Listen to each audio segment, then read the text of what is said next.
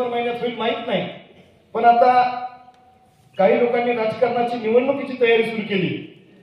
मी अजूनही तुम्हाला एका जैन मंदिरामध्ये बोलताना माणसाच्या तोंडातून प्रत्येक गोष्ट खरी निघाली। भाऊराजी, प्रत्येकाला धर्म असते, जात असते, पंथ असते, त्या पद्धतीने आपण जिथं उभं टाकलो तिथून आपल्या पाण्यातून निघायला प्रत्येक शब्द खरा पाहिजे आणि त्या बाबतीमध्ये तिथलं पवित्र तुम्ही आम्ही जपलं पाहिजे।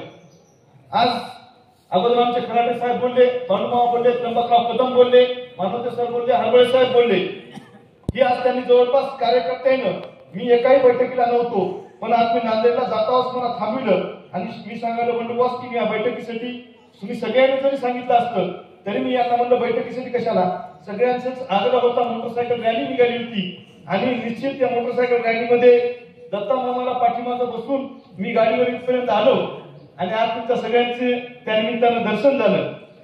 सगळ्या सर्कलच्या आढावा बैठका चालू आहेत, जवळपास 5 सर्कल झाले, तुला 5वं आहे, 5वं सर्कल हे आणि या सर्कलच्या माध्यमातून हे सगळे जण जाऊन सांगायला लागतील 4.5-5 वर्षामध्ये आपल्यासाठी काय केलं ते। मला असं वाटतंय स्टेज वरल्यापेक्षाही खालच्या माणसाला सगळंच माहिती।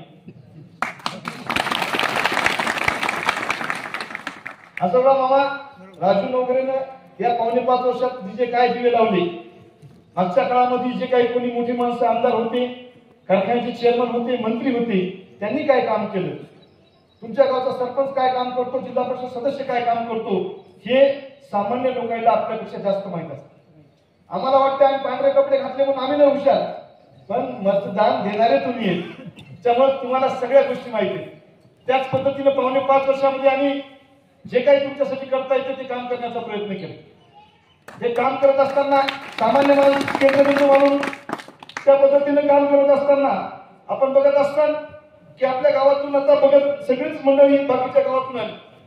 मी थोडक्यात सांगतो की 4.5 वर्षामध्ये तुम्ही दिलेल्या एका मताच्या अधिकारातून आसेगावमध्ये काही विकास कामं असतील, सुनेगावचे काही विकास कामं असतील, हिवऱ्याचे काही विकास कामं असतील, त्यामध्ये प्रत्येक गावामध्ये व्यायामशाळा असू द्या, प्रत्येक मंदिराबरोबर तुम्ही आम्ही जिथे डोकं टेकतो त्या ठिकाणी सुशोभीकरण असू द्या, बौद्ध समाजाचे तिथे सभागृह असू द्या, अण्णाभाऊ साठे यांच्यासाठी गुंजला असेल, त्याच्यानंतर आता टाकळवायला आपण मंजूर केले हे सभागृह असू द्या, ज्या समाजासाठी तिथे त्यांचे लेकी बळीचे लग्न होतात, काही सांस्कृतिक कार्यक्रम होतात, धार्मिक कार्यक्रम होतात, त्या प्रत्येक ठिकाणी तिथं निधी देण्याचं आपण काम केले। एकाही गावाचं भूमिपूजन मी केलं नाही। आसेगावला श्रीकृष्ण मंदिराच्या तिथं आपण निधी टाकला, आपण इकडे येताना निधी टाकला आपल्या इथं, त्याच्यानंतर आपल्या प्रत्येक मंदिरापाशी आपण निधी टाकला, व्यायामशाळा टाकली, डॉक्टर बाबासाहेब आंबेडकर तिथे कंपाऊंड टाकलं, नाल्या टाकल्या असतील, सगळं टाकलं असतं, हे कामच आमदाराचं असतं, नवीन आपण कुठं काय करायचं। पण हे करत असताना काही लोकांनी का राजकारणाच्या माध्यमातून टीका टिप्पणी सुरू करायला सुरुवात केली। मी अजून त्यांचं कधीच नाव सुद्धा घेतलं नाही भाषणामध्ये, कारण माझं माझं एवढं भांडवल आहे की मला लोकांबद्दल बोलायचं कामच नाही। शेषराव मामा तुम्ही तर बसलेले, मी तुम्हाला स्वाभिमानाने सांगतो की लिंगायत समाजाच्या लासीन मठाच्या कार्यक्रमासाठी असन, लासीन मठाच्या सभागृहासाठी असन, तुमच्या तेली मठासाठी असन वसमतला, त्याच्यानंतर आपला थोरला मठ असन, या मठासाठी मागच्या 40 वर्षामध्ये ज्यांनी हिंदुत्वाच्या नावावर मतदान मागितलं असेल, ज्यांनी तिथे रोज तुमच्या गळ्यात हात घातलेले, त्यांनी 1 रुपया टाकला नाही। लिंगायत समाजासाठी आपण 25 लाख रुपयाचा निधी थोरल्या मठात, 25 लाख मठाचा निधी लासीन मठामध्ये, 40 लाख रुपयाचा निधी तेली मठामध्ये, तुम्ही जिथं जिथं म्हणून आपले मंदिर आहेत 1200 पासून ते शिवपुरीपर्यंत आपण या सगळ्या ठिकाणी निधी टाकण्याचं काम केलेलं। फक्त हिंदू देव सरपंच करायचं सुद्धा आपण पैसे टाकलेत का? ज्या डॉक्टर बाबासाहेब आंबेडकरांनी आपल्याला घटना दिली त्या घटनेच्या माध्यमातून माझ्यासारखा कार्यकर्ता आमदार होऊ शकतो, कोणी सामान्य माणसाला इथं भाषण करायचा अधिकार शिवाजीराव तुमच्या पद्धतीने केलं त्या पद्धतीने येऊ शकतो। ज्यांनी तुमच्याचं आपण बघत असता की ज्यांच्यामुळे तुम्हाला आम्हाला मतदानाचा अधिकार भेटला, जगातला टाटा बिर्ला आणि जगातला सगळ्यात श्रीमंत अंबानी असेल किंवा आमच्या आसेगावमधला एखादा रोजाना जाणारा माणूस असेल, या दोघांच्या मताचा अधिकार समान ठेवण्याचं काम कोणी केले? अण्णाभाऊ साठे सभागृह असतील, जे जे काही करता येईल ते आपण धनगर समाजाचे प्रश्न सभागृहात मांडण्याचा प्रयत्न केला। आपण बघितलं असेल की लिंगायत समाजासाठी महात्मा बसवेश्वर महामंडळाची स्थापना झाली पाहिजे, या संदर्भात आपण आवाज उठवण्याचं काम केलं। ज्या चंद्रचूड न्यायाधीशांनी दिल्लीमध्ये सर्वोच्च न्यायालयामध्ये बाबासाहेबांचा पुतळा असला पाहिजे या संदर्भात मागणी केली होती. मी ही मागणी केली की जर डॉक्टर बाबासाहेब आंबेडकरांचा पुतळा सर्वोच्च न्यायालयामध्ये दिल्लीमध्ये असेल तर सगळ्या न्यायालयामध्ये डॉक्टर बाबासाहेब आंबेडकरांचा पुतळा लावावा. तुम्ही आम्ही सगळ्यांचे ग्रामीण भागातील शेतकरी शेतमजूर आहेत. तुम्ही आम्ही सगळ्यांचे 18 प्रकार जातीचे बहुजन समाज म्हणून काम करतो. हे काम करत असताना तुम्हाला आम्हाला सगळ्या जाती धर्माच्या लोकांना सोबत घेऊन चालायचं असतं. पण आता काळ असा आलाय की तुम्हाला मी स्वाभिमानाने सांगतो, काल सगळेजण म्हणजे तुम्ही मराठा आरक्षणावर बोलले आणि बोलल्यानंतर तुम्ही आता तिथं जाऊन त्याचा फायदा घेतला पाहिजे. मी म्हणलं मी जर एखाद्या समाजाविषयी बोललो असेल तर त्याची व्यथा म्हणून तिथं सभागृहात मांडली, कोण्या समाजाचा द्वेष म्हणून नाही मांडला. त्यामुळे मी राजकारणामध्ये कोण्याही समाजाच्या बाबतीमध्ये जाऊन पुढाकार केला नाही. जे काही करता येईल प्रत्येक गावामध्ये आता टाकळगावला आपण व्यायामशाळा दिली. टाकळगावची तुम्ही मंडळी इथं आलेली आहे. आपण इथं आसेगावमध्ये व्यायामशाळा दिली पण कुठेही त्याचा गवगवा केला नाही. हे तरुण पोराला फक्त निवडणुकीच्या काळात वापरलं जात आहे. या मुलांच्यासाठी सुद्धा सुदृढ तिथे शरीर झाली पाहिजे म्हणून आपण काम करण्याचा प्रयत्न केलाय. प्रत्येक गावात व्यायामशाळा झाली पाहिजे की ज्याच्या माध्यमातून हे तरुण पोरं कुठेही पुण्याच्या दारूच्या बिडीच्या गाडीच्या नादी लागलेलं पाहिजे. याने सुद्धा तिथं पोलीस भरतीच्या माध्यमातून पुढे गेलं पाहिजे. त्यांनी सुद्धा तिथं मिलिटरी भरतीच्या माध्यमातून पुढे गेलं पाहिजे.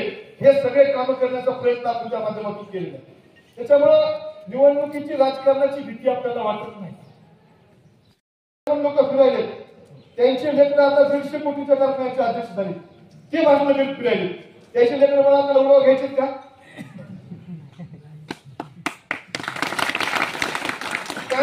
पाहिलं आम्ही तुमच्या आमच्या मालकीचा ज्यांनी कारखाना घेतलाय आता एक मोठे चेअरमन झाले आणि एक लहान चेअरमन झाले. म्हणून मोठे चेअरमन आणि याला लहान चेअरमन म्हणायचं. त्याला राजू तो मामा आहे आणि नवा काका आहे.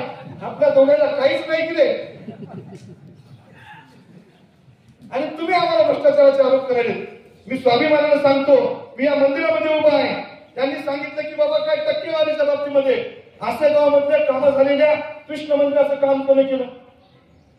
आसेगावमध्ये सभागृह करत असताना आपल्या गावच्या सरपंचाला आपण 25 लाख रुपयाचा निधी दिला. इथे मंदिरामध्ये येऊन त्यांनी सांगावं की आपल्याला त्याला 10 रुपये तरी खर्च आला. मळापूरमध्ये काल आपल्या मंडळीने तिथं सिमेंट रस्त्याचं काम केलं. जिम तिथे साईडला पण तिथं दिली. एका माणसाला तरी चहा तरी कोणाला बाजूला का ते सांगावं. मी आता तुमचा राजीनामा देतो आणि पुढची निवडणूक सुद्धा मी लढविणार नाही. तुम्ही साबित करून दाखवा.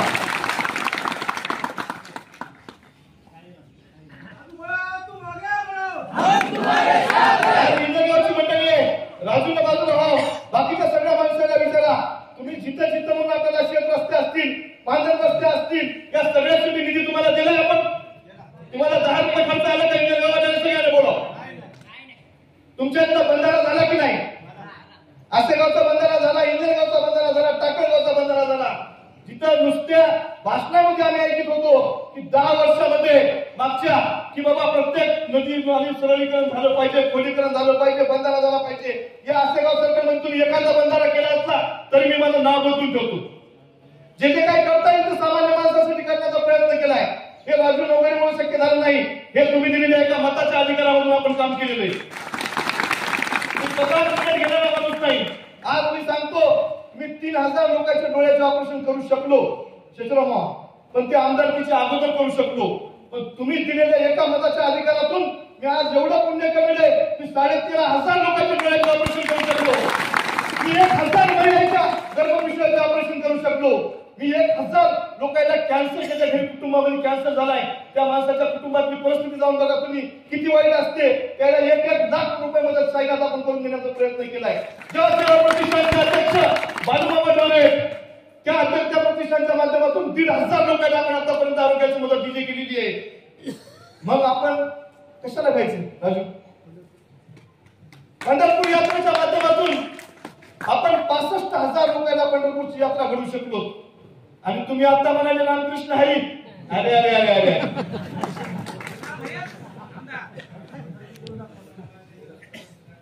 साहेब, तुमच्या तोंडातून कवा देवाचं नाव नाही आलं. अरे काय बोलायले तुम्ही? त्यांनी कालच्या भाषणामध्ये सांगितलं की यांच्या तोंडाला रक्त लागलंय. मी माझ्या शरीरातल्या 18 बाटल्या रक्त धनगर समाजाची बाई होती, रामभाऊची आई, तुमची पाहुणे, त्या महिलेचा तिथं गर्भपिशवीचं ऑपरेशन झालं होतं, तेव्हा साखरपुडा होता, येता येता मी त्या बाईला रक्त देऊन आलो. मला रक्त लागलं नाही तुम्हाला, मी लोकांना रक्त देणारा माणूस आहे. मी तुमच्या लिंगायत समाजासाठी काम केलं, मी धनगर समाजासाठी काम करतो, मी मराठा समाजासाठी काम करतोय. जे जे ग्रामीण भागामध्ये आणि शहरामध्ये 18 पगड जातीचे लोक राहतात त्याच्या सामान्य माणसासाठी काम करण्याचा प्रयत्न केलाय. मी या रुग्णवाहिकेच्या माध्यमातून 13,000 लोकांची जीव वाचवण्याची कामं केलेली आहेत. हे कुठून आले? हे सगळं तुमच्या एका मतामुळे करू शकलेलं आहे. तुम्ही सांगा की मी आतापर्यंत एखाद्या माणसाला रक्तदान केले म्हणून. अशोक बाबा, फक्त लोक मोठेपणा खालचा खोटेपणा तुम्हाला लक्षात आला पाहिजे. जर या पद्धतीने समजा जर मी खोटं बोलत असेल तर तुम्हाला मी सांगितलं, मंदिरामध्ये मी शपथ घेऊन सांगतो की मी पुढची निवडणूक सुद्धा लढवणार नाही. राजू बाबा, तुम्ही आम्ही सगळेजण वारकरी संप्रदायातले, या लोकांना काही अर्थ देणं गेलं नाही. निवडणुकीच्या माध्यमातून पोळ्या भाजायच्या. आज तुम्ही बघत असताल की काही प्रमुख मंडळीला तुमच्या गावात येऊन ते सुद्धा भेटीगाठी करायचे काम करायचे. आणि आज जे जे काय करायचंय त्याला सगळ्याला राजू वगैरे कॉपी मारायला लागती. मी सांगालो आजपर्यंत कोणाला भेटायला गेलते, आजपर्यंत कोणाच्या तिथं अंत्यविधीला गेले, आजपर्यंत पुणे एखाद्या माणसाला ऑपरेशन झालं त्याला भेटायला गेलते. पण निवडणुका आल्या, या 8-15 दिवसामध्ये 4.5 वर्षामध्ये राजू वगैरे चांगला होता. पण या 8 दिवसात राजू वगैरे खराब काम झाला.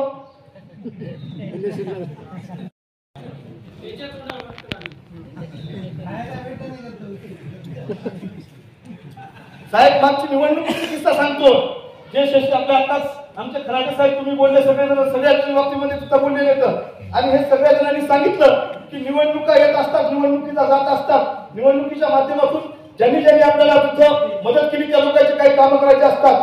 पण गजो, आम्ही मतदारसंघामध्ये मला निवडणूक विधानसभेची झाल्यानंतर आमच्या आदरणीय नेत्याला बोलून घेतलं. त्यांनी सांगितलं, आसेगावच्या प्रमुखांनी तुमचं काम केलं नाही. राजू बरोबर आहे. टाकळगावच्या प्रमुखांनी तुमचं काम केलं बरोबर आहे, केलं नाही बरोबर आहे. मळापूरच्या तालुका प्रमुखांनी तुमचं काम केलेलं नाही बरोबर आहे. पण तुम्ही त्याला तालुका अध्यक्ष केला. मी एक शब्दाला नाही म्हणलो नाही. त्याच्यात माझी चूक आहे का? 100% माझी चूक आहे. तुम्ही नाही म्हणाली. तुम्ही जे काही म्हणले ते मी हो म्हणलो. एवढा तुमचा आदेश पाळला, तुम्ही आम्हाला सांगायले की तुमच्या तोंडाला रक्त लागले. आमचं रक्त लोकांना दिलं म्हणून लोकांचे जीव वाचले. तुम्ही आयुष्यामध्ये काय केलं? लोकांचं रक्त पिऊन मोठवण्याचं काम तुमच्या माध्यमातून झालेलं आहे. तुम्ही आम्हाला काय शिकवता? आताच संत भाषणामध्ये दाजीने सांगितलं शिवाय की पूर्ण सहकारी साखर कारखान्यामध्ये ऊस जाईल की नाही. काही कर्मचाऱ्यावर दबाव आणण्याचा प्रयत्न चालू आहे. मी तुम्हाला सांगालो, मी पूर्ण कारखान्याचा संचालक आहे आणि तो 5 जण आम्ही संचालक आहे. तुमच्या ऊसाची जबाबदारी आमची राहिली. तुमच्या ऊसाचा एक झाला तरी राहिला, एखादा कर्मचाऱ्याचा विश्वास झाला तरी त्याची जबाबदारी आमची. आज कारखान्यामध्ये, काही कारखान्यामध्ये मी जे बोलायलो ते सगळ्यांना बरोबर द्या. काही कारखान्यामध्ये काही मंडळी स्वतःच्या जवळच्या बगलबच्च्याला बोगस करार करून पैसे देण्याचं काम करायचे. बरोबर आहे.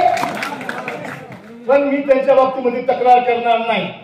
त्या माणसाला अडचणी असतील, पण माझ्या शेतकऱ्याला जर ऊसाच्या बाबतीमध्ये अडचण झाली, जर तुम्हाला बोगस करार करायचे असतील तर धाराशिव कारखाना आहे, तिथून तुम्ही तिथं वाटा. आमच्या कारखान्याचं सगळं साहित्य नेऊन तुम्ही तुमचा कारखाना चालू केला आणि आज आम्हाला गोष्टी करताय का? स्वाभिमानाला सांगतो, तुम्ही टोकाईच्या कारखान्याच्या बाबतीमध्ये बोलले. मी काय कोणाच्या बापाला घेऊन राजकारण करीत नाही. हे आता पण ग्रॅज्युएट झालेलं आहे. माझ्या आजपासून लोकांना माहित आहे. माझ्या आजोबा कैलासवासी गोपाळराव गेले, ते पोस्ट ग्रॅज्युएट होते या तालुक्यामध्ये. आणि आज हे सांगायले की टक्केवारीवर मोठे झाले. मी सांगतो या राष्ट्रीय नेत्याला आणि याच्या बगलबच्च्याला, तुम्ही 7-12 दाखल, मी 7-12 दाखवतो 4 पिढ्यांची. एकर म्हणतो आरोग्यापेक्षा राहिला असेल तरच मग नाव लागेल. 4 पिढ्यापासून आम्हाला लोक ओळखतात. काही बगलबच्चे यायचे, कालचे सोयाबीनचे पोते विकायचे तर चोरून, हळदीचे पोते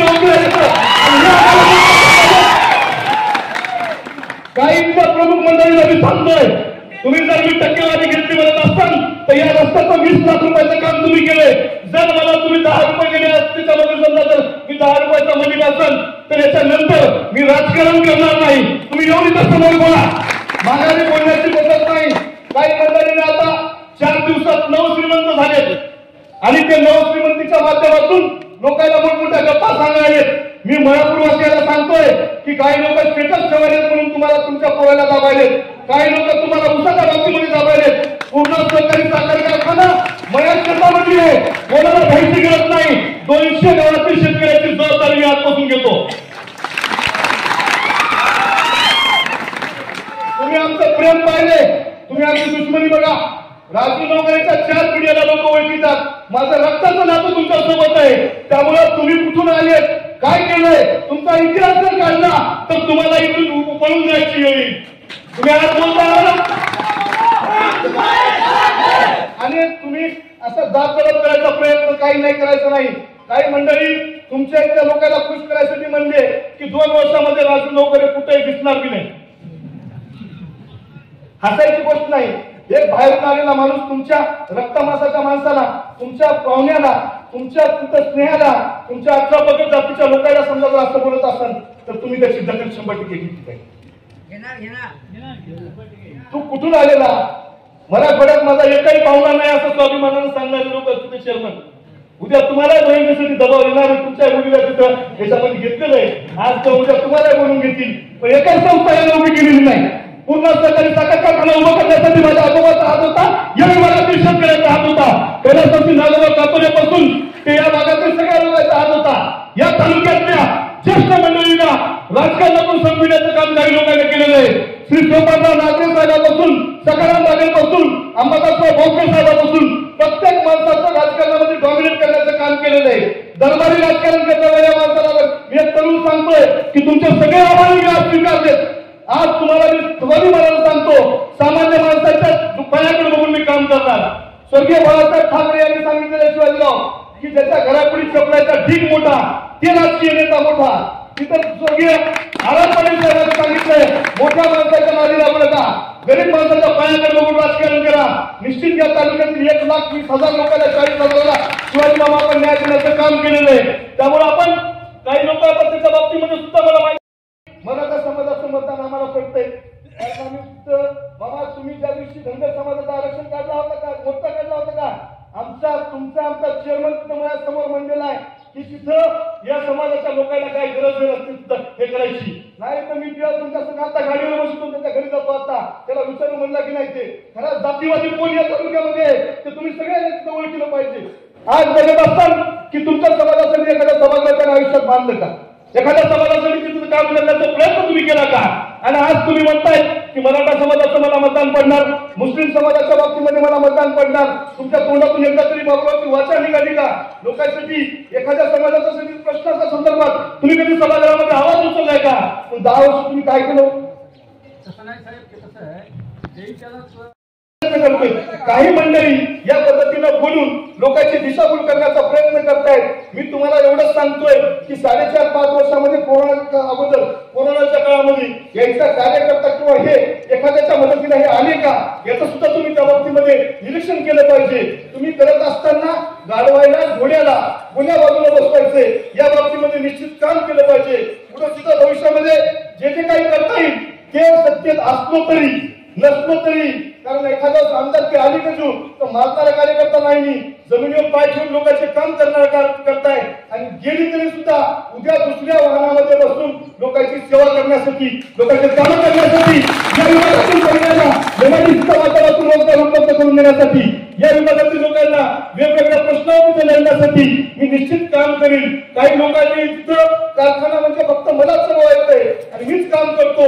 आम्हाला म्हणले की पुढच्या काही काळामध्ये तुम्ही कारखाना शिकून घ्या आणि शिकल्यानंतर तुम्ही चेअरमन व्हा. तुमच्या पोरानं कुठं शिकला कुठं शिकला याचं पोरगा. तुमच्या बिट्याला तुम्ही 12 शिव दिला आणि आता त्या नजरेने सांगितलं अरविंद तुमचा टोकाई कोण्या बिट्टीला द्यायचा होता, कोण्या बंडीला द्यायचा होता टोकाई. सगळीकडे तुमची नजर आणि तुम्ही आम्हाला रक्ताच्या बाबतीमध्ये बोलता. तुम्हाला ओपन चॅलेंज आहे, जिथं जिथं म्हणून काय काय करता येईल हे लोकांसाठी करेल, राजकारणासाठी करीत नाही. आज आसेगावपासून मी राजकीय भाषणाला सुरुवात केली.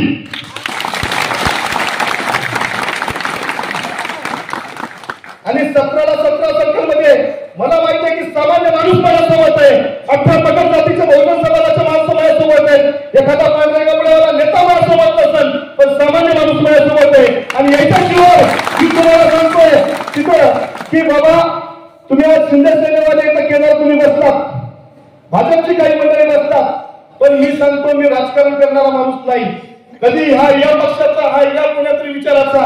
तुम्ही बघितलं असेल की इतकं लोक ते तुमच्या संघात राहत होते, ते कोण्या पद्धतीने काम करत होते आणि त्यांना सुद्धा आम्ही सामावून घेण्याचं काम केलेलं आहे. कोणताही भेदभाव करणारे कार्यकर्ते आम्ही नाही. निश्चित तुमच्या सगळ्यांच्या सुखासाठी, समृद्धीसाठी, या विभागातील शेतकऱ्यांसाठी भविष्यात सुद्धा काम करतो आणि तुम्हाला न्याय मिळवून देण्याचा प्रयत्न करतो. एवढंच या ठिकाणी बोल.